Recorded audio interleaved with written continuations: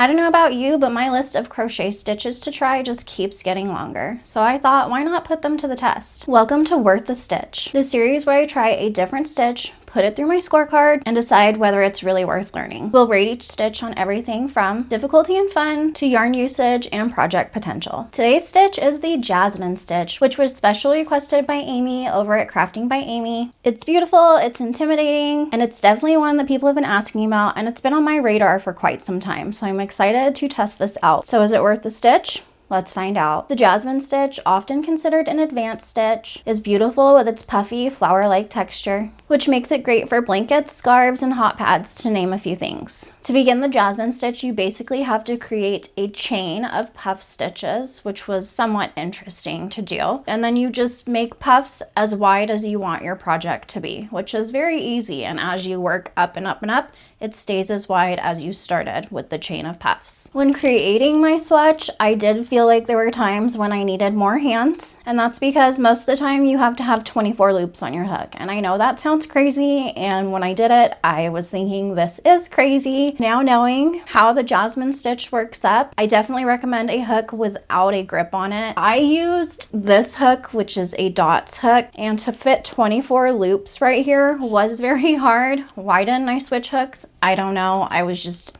in it once I started. So I did use this hook. Call me crazy, but in the future, I'd recommend something more like this, or even one that's just a plain hook. I actually enjoyed working on this once I got the hang of it. It's definitely not something you can crochet mindlessly to. You do have to pay attention. There's a lot of counting involved because you want to have the right amount of loops on your hook for each little jasmine flower that you are making. I feel like my swatch came out pretty good for a first timer. There are some holes, some bigger holes that you can see, and that's just because that specific stitch I made was a bit looser, so I do need to work on tension.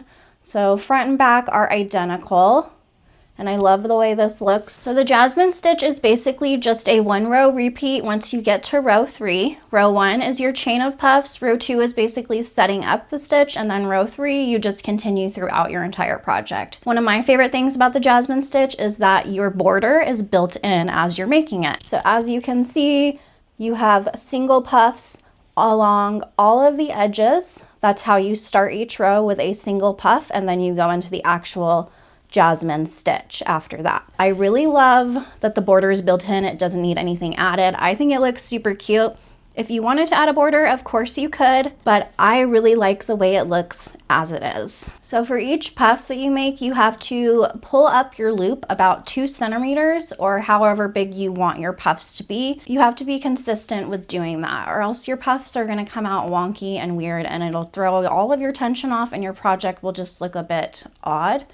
So you have to be mindful that you're pulling up each loop to the same height each time you do it, including when you're yarning over. You have to pull those up just as high. And this does get somewhat hard. So what I found is if you just wiggle your hook when all of the loops are on it. So for example, I'm just going to stick my hook through here. If you wiggle your hook back and forth when your loops are on it, it kind of helps to even them out, if that makes sense. Here you can see me working on it, and I did struggle a bit. It's just a lot of awkwardness, especially for a first timer. I definitely felt like I needed more hands at times. When you go to finish your Jasmine stitch, you have to grasp the last loop that you yarn over with while pulling through all 24 of your loops, and then you have to go back through the loop you're grasping, pull up a stitch, and finish off with a single crochet.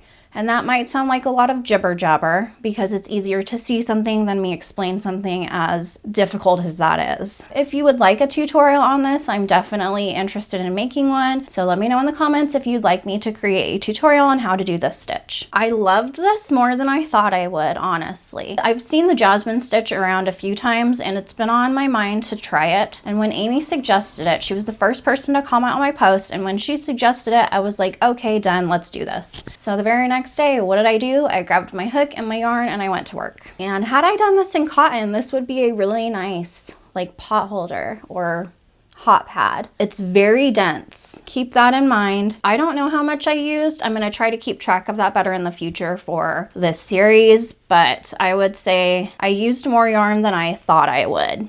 So is it a yarn eater?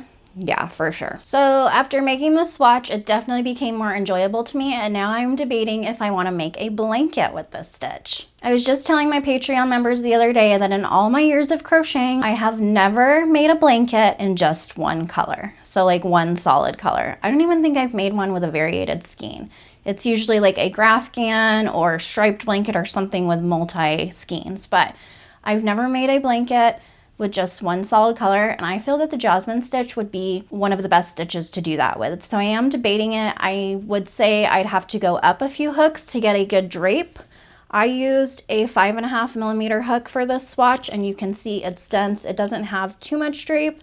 But if you like a thick blanket, then I would just go with the hook that your yarn recommends. I feel like if this was a blanket, it might come out kind of heavy, but people like that, like a weighted blanket. Let me know what color you think I should make a blanket in using the Jasmine stitch. So was this easy to learn? Yes, in my opinion, it was easy, but I can see why it wouldn't be easy for everyone, especially a beginner. I was able to get this down in about 15 to 20 minutes of practice, and after that, I didn't need to refer back to the video or anything anymore. I was able to complete my swatch just on my own. So was this worth the stitch? In my opinion, yes. Let's go to our scorecard. For difficulty, I gave the Jasmine stitch 4 out of 5 stars because it is pretty difficult. In my opinion, this is the most difficult stitch I have ever crocheted or attempted to. For how fun it was to crochet, I gave it a 4 out of 5 only because I feel like this is because it was my first time I was learning. So now that I am more comfortable with it, I may change that later to a 5 out of 5, but we're gonna stick with 4 for now. For speed, I gave it a 3 out of 5, and I feel like this could vary for a lot of people. I've been told I do crochet fast in other people's opinion. I was able to get this done in, I think, a little less than an hour. That didn't seem too bad. For looks versus effort, I gave it a 5 out of 5 because this stitch is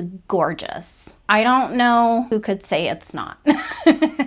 I love the way it looks, and I have all of these ideas now. Table runners, placemats, blankets, maybe a scarf. I feel like this could be done for a top. You would just have to choose your yarn carefully. Definitely size up your hook if you want drape, but I do believe it's doable. For a yarn eater, I gave it a 3 out of 10 because it did seem to eat up a lot of the yarn I was using. And again, like I said, I will be more mindful of the amount of yarn I'm using in future videos for the series so that you know exactly how much I used in the size of the swatch that I created. For beginner friendly, I gave it a 1 out of 5. This is not beginner friendly in my opinion. The 24 loops on the hook is a little overwhelming at first, so I don't recommend it for beginners unless you feel that you are an advanced beginner. Then I say give it a try, regardless of what level crochet you consider yourself.